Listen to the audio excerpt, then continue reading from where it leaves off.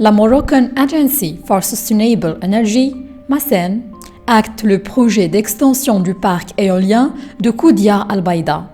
Le calendrier de réalisation est arrêté et le conseil technique qui accompagnera l'agence dans le développement de ce projet sera sélectionné en mars prochain.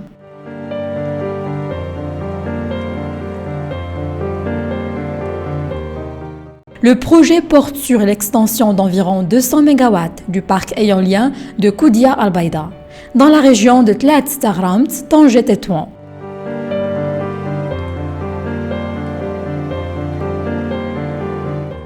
L'étude de faisabilité sera entamée dès le 3e trimestre de cette année et le trimestre suivant, le processus d'appel d'offres sera enclenché à travers le lancement des préqualifications des développeurs potentiels.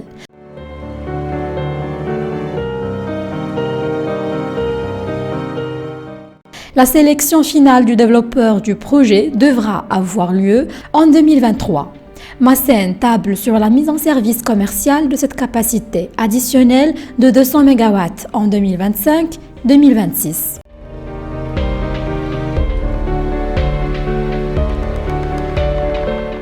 Avec cette extension, Koudia Al-Baïda sera l'un des plus grands parcs éoliens du royaume.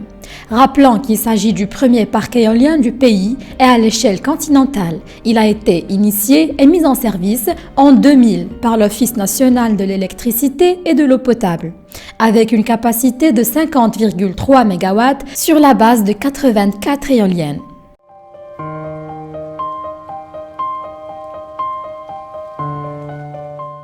À travers un projet développé actuellement par MASEN en partenariat avec Futuren, filiale du groupe EDF Renouvelable, sa capacité sera portée à environ 120 MW, et ce, en faisant appel au repowering, une première continentale et dans la région MENA, Moyen-Orient, Afrique du Nord.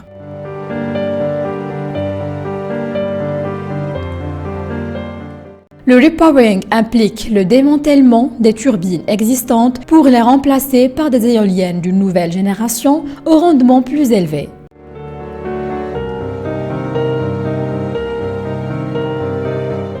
Avec le repowering, puis l'extension, la capacité globale du parc dépassera ainsi les 300 MW.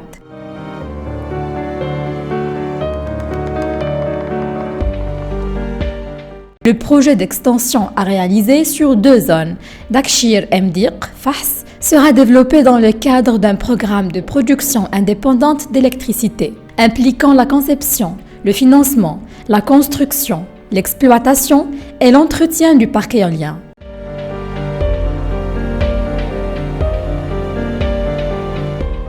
MASEN précise en outre que le projet pourrait être développé dans le cadre d'un contrat clé en main, intégrant la conception, l'approvisionnement et la construction. Une fois l'extension réalisée, la puissance produite par le parc éolien sera évacuée sur le réseau électrique national géré par l'Office national de l'électricité et de l'eau potable.